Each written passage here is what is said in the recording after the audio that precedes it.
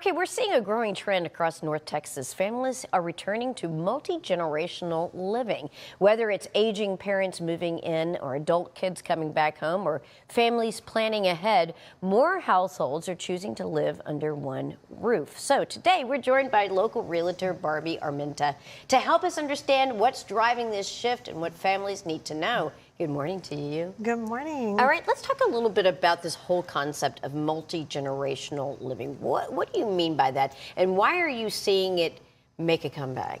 Well, it's something that used to be normalized. And somewhere along the way, we said everyone needs to get out at 18, and then we find somewhere for mom, and people are starting to come back under one roof, and they're just doing it more thoughtful and with intention. I've heard another term for this. They call it like the sandwich generation, where you still have kids at home, then you also have aging parents. There are multiple needs that you have to address as the caregiver, and that can really be taxing and difficult for somebody who's really wanting to make sure that everybody is living in a comfortable and compatible home environment. Yes, there's really three things that are kind of driving this, and one is connection.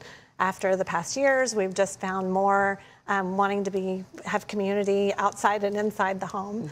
It's caregiving, like you mentioned, bringing mom back in the house, and maybe she needs care, maybe she just needs to not be isolated.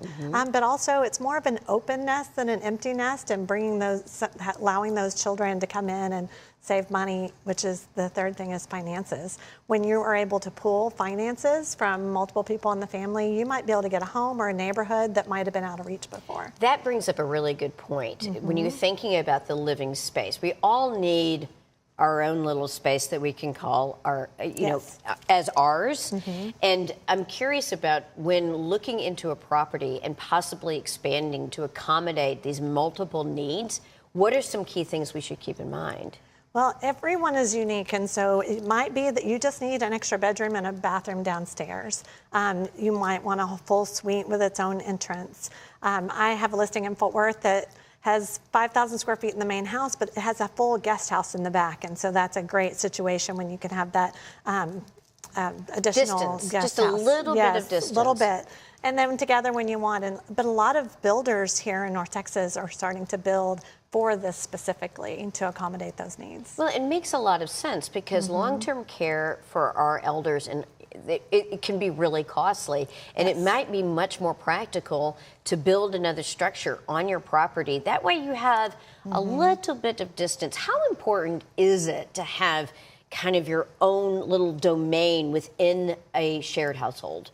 Well, I think the first thing is to have those maybe uncomfortable but vulnerable conversations so that you can talk about lifestyle, privacy, boundaries, finances, all of those things. You get them out on the front end instead of trying to squeeze everyone in and then figure it out on the back end. Just having that open dialogue. It may be uncomfortable, but it's worth it in the end. Okay, Absolutely. So what if you're somebody who is recognizing that the walls are getting closer and closer, and you're feeling a little claustrophobic, and you are thinking about bringing mom or dad into your home, or a kid needs a little bit of time before they're ready to launch completely outside of the nest?